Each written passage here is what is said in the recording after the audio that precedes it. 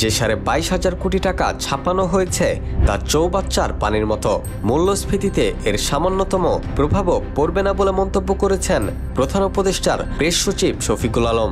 রবিবার সন্ধ্যায় রাজধানীর ফরেন সার্ভিস একাডেমিতে প্রধান উপদেষ্টার প্রেস উইং আয়োজিত প্রেস ব্রিফিংয়ে তিনি কথা বলেন।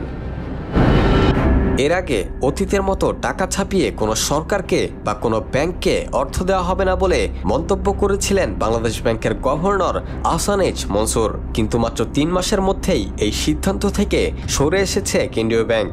22,500 কোটি টাকা ছাপিয়ে 6টি দুর্বল ব্যাংককে দেওয়ার কথা জানিয়েছেন খোদ গভর্নরই। প্রশ্ন উঠেছে, টাকা না ছাপানোর সিদ্ধান্ত থেকে কেন কেন্দ্রীয় ব্যাংককে সরে আসতে হলো, আর এর প্রভাবই বা কী হতে পারে? বর্তমান পরিস্থিতিকে বাংলাদেশ ব্যাংকের জন্য উভয় সংকট বলে মনে করছেন অর্থনীতিবিদরা। একদিকে যেমন দুর্বল ব্যাংকের গ্রাহকদের অর্থের নিরাপত্তা দিতে হবে, অন্যদিকে মূল্যস্ফীতিকেও সহনীয় পর্যায়ে রাখতে হবে। সেক্ষেত্রে দুর্বল ব্যাংকগুলোকে টিকিয়ে রাখতে খুব বেশি বিকল্প ছিল না বলেও মত তাদের।